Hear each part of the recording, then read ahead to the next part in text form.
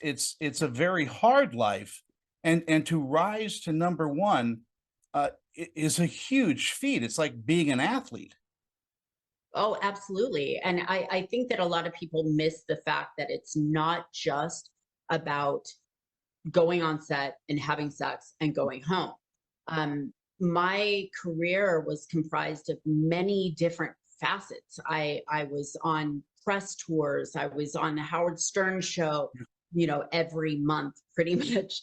And my life was and I was hosting a show for the E channel, and I was doing so many different things to try to mainstream the adult industry. And it ended up really working out for me. But I think for a lot of women in the industry, it didn't go the same way. So that's pretty much why I wrote my book, because I didn't want people to look at me as this person that they want to be. I wanted them to understand the pitfalls and everything that I went through to become Jenna Jameson. You know, here on My Man with the Show, we have discussed about pornography, in a whole. And basically, I've always kept saying, pornography is a form of entertainment. Not saying for those of you out there, I know my critics out there that discuss this, that says, well, it's evil, inherent, and stuff like that. I wouldn't watch it.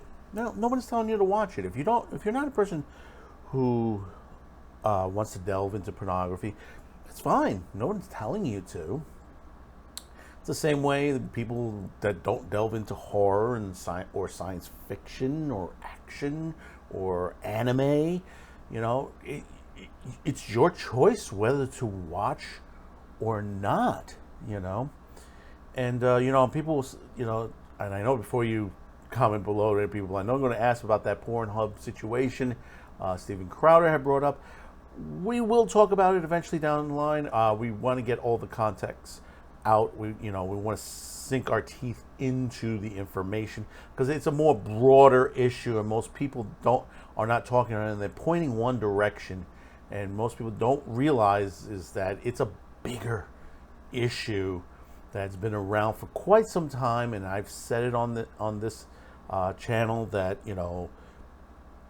you blame the entire porn industry for something that is more wider than the industry itself. Hollywood is involved in the situation as well, our own government, and many governments around the world. But the thing is that we're going to focus on this episode, and you clicked on this to on there. Most people direct that porn is a guy thing. It's men. It's a disgusting, filthy men, and this and that. But you want to know something? A lot of women watch pornography. And see, I've known this since working in the industry and working in the rental business for many years as well. And this goes back to the VHS era. This is not something that is just cropped up in the last couple of years. It goes back all the way, because you could see that it has happened. And here's the other reason. There are documentaries out, and I think some of them are on Hulu right now, and you can catch them on Hulu, that you see a lot of women are pointing in a direction to try to improve their relationships with their spouses, with their husbands, their boyfriends, and there are various ways of doing it. One way for some women, and the article we're going to read today, is basically pornography. And one famous porn star, who is now retired, says that she's been thanked many times at many conventions by women for saving their sex life.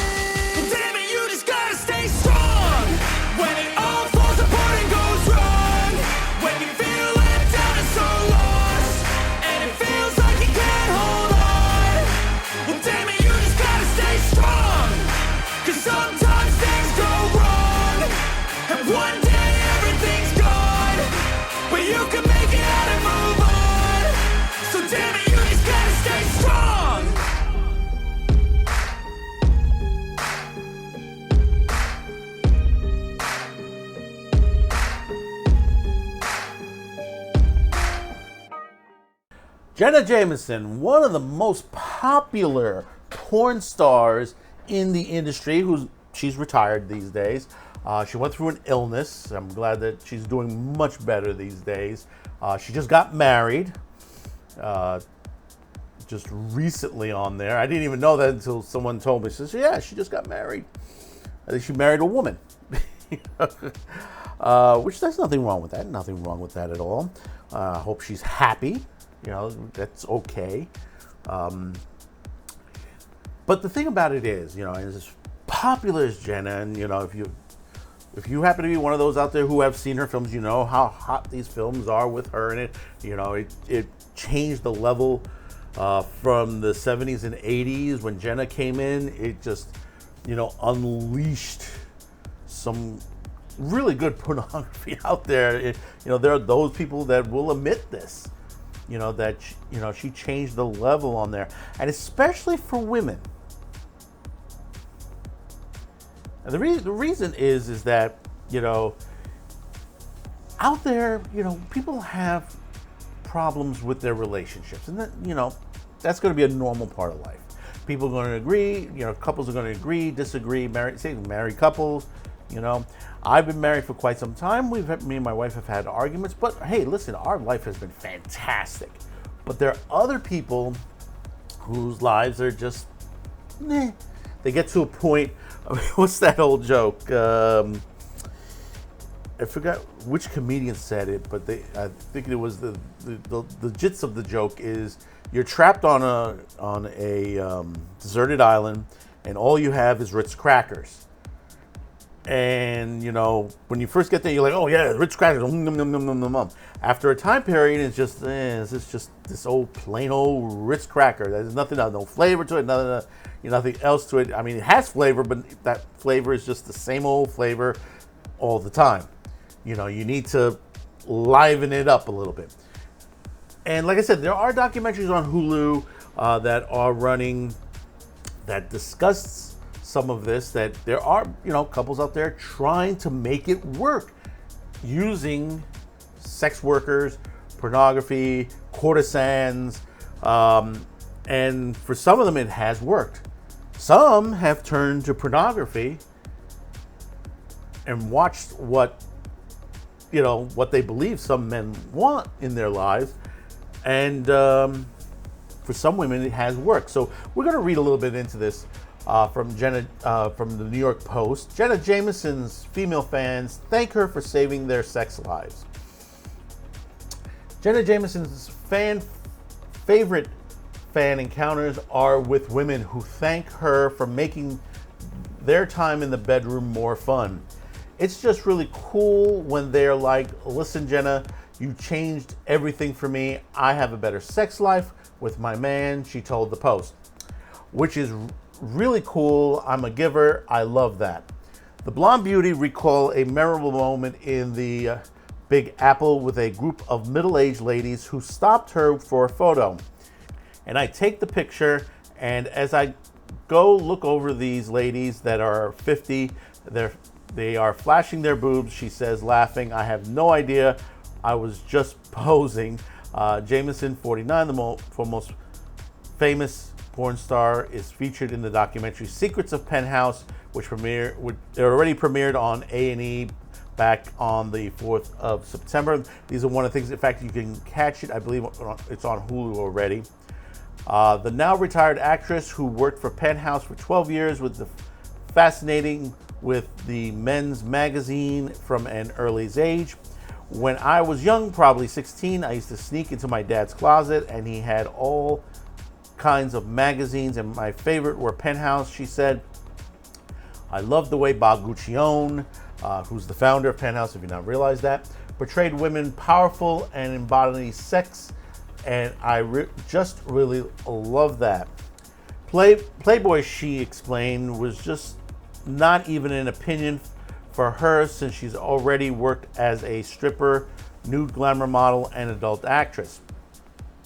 Back in the day, Playboy would never touch a girl that had stripped or done any kind of adult film, she said.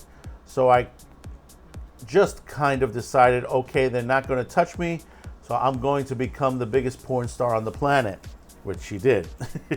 By the time she was 19, her first shots were featured in Penthouse in 1994, and at 20, she was making 6 figures daily. Now, I'm going to tell you out there, ladies and gentlemen, because I know those of you out there looking at OnlyFans and content creators, it's not an easy business. This is not a business for everyone. Today, it's not the same as it was in the 1970s and the 1980s, which technically it was easier to get to, but difficult to make money. Today, it's easy to get into, but to find the fan base, that you have to have a certain niche. It's the same thing like regular content creators. You know, you have to have a proper subject matter that people will come to click your video. If not, they'll just move on. They won't even bother with your video, you know, the thumbnail and all that.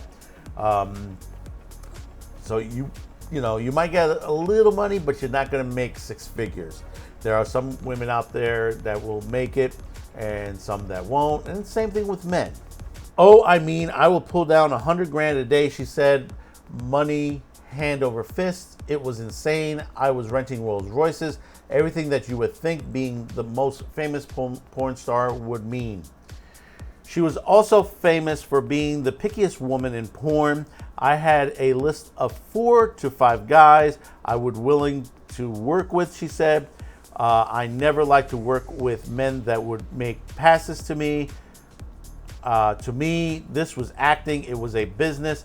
I don't want to date you. I don't want you to go and have drinks afterwards. See, and that's the mentality you have to have in the business, and people don't realize this. Technically, porn is part of Hollywood. It is, because these are actors and actresses. Some of them have done regular films. These days, a lot of the porn directors are going mainstream as far as Hollywood. They're doing low-budget films. There's a couple of them right now that have low-budget films coming out in 2024. You know, it is a fast-paced business, in and out, excuse me for saying that. But no, what it is that a lot of these shoots are very fast-paced shoots. Others that go deep into there, where we see like now that's coming out, a lot of the horror ones are coming out, are larger productions that take a little bit longer. But back in the 70s and 80s, they were popping out videos left and right. Every 10 seconds there was a new video out. The business was very fast-paced as far as production. This is why, when you look at Hollywood and editors and stuff like that, you have to look back at how the porn industry was able to push out this much content into the industry. And that's why when you got to the 80s, into the VHS era, you had a ton of horror films, just 1, 2, 3, always coming out very quick. Same thing with a lot of action films and stuff. From all over the world, you had a lot of this stuff come straight out at you.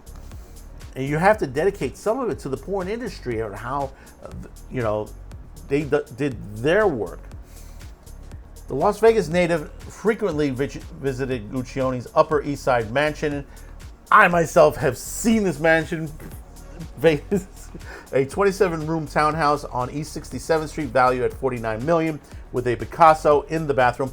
I remember this for the reason is one of my earliest jobs was a hardware store on 66th and 3rd Avenue, and one time I had to go on a delivery to the penthouse mansion, and I'll tell you, beautiful house. Beautiful townhouse. The marble on the floors itself, the walls, the painting.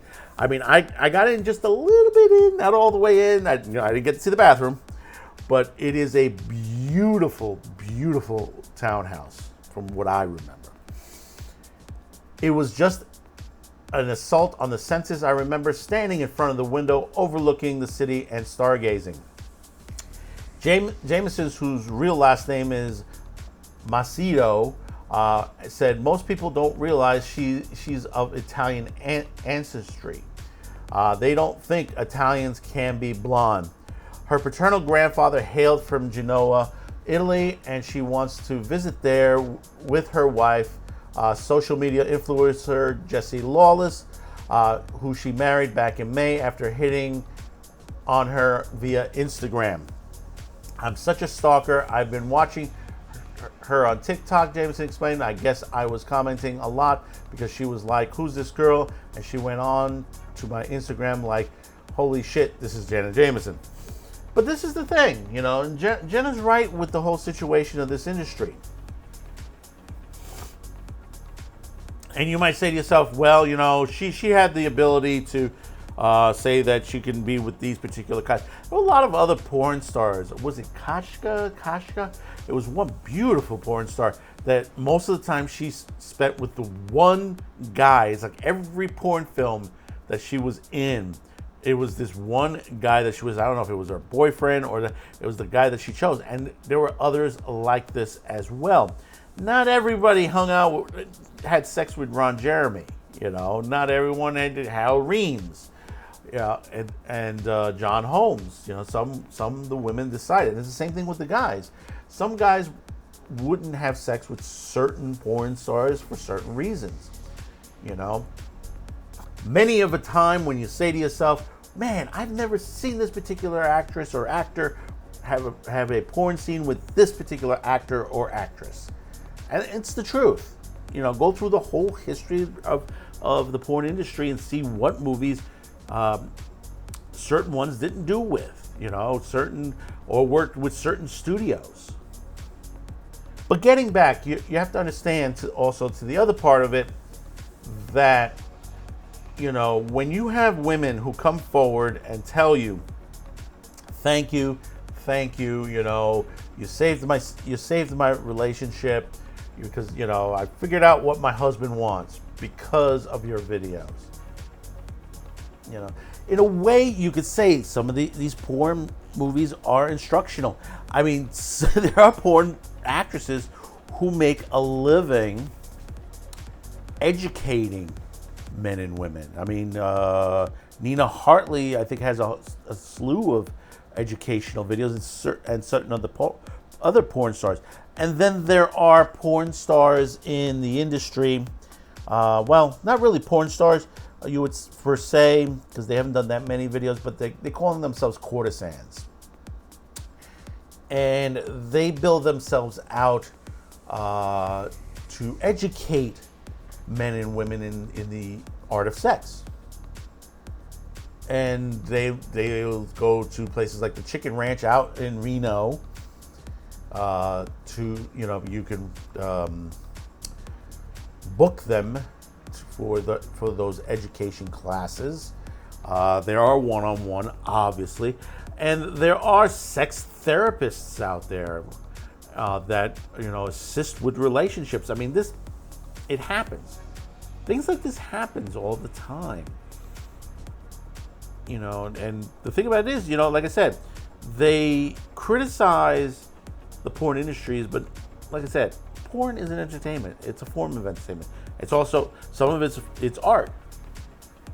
People don't realize that as well, because there are many films that have been put together, like Emanuela and Caligula and many others, that for many decades have always been considered a work of a masterpiece of art. So tell me in the comments below, what do you think of this?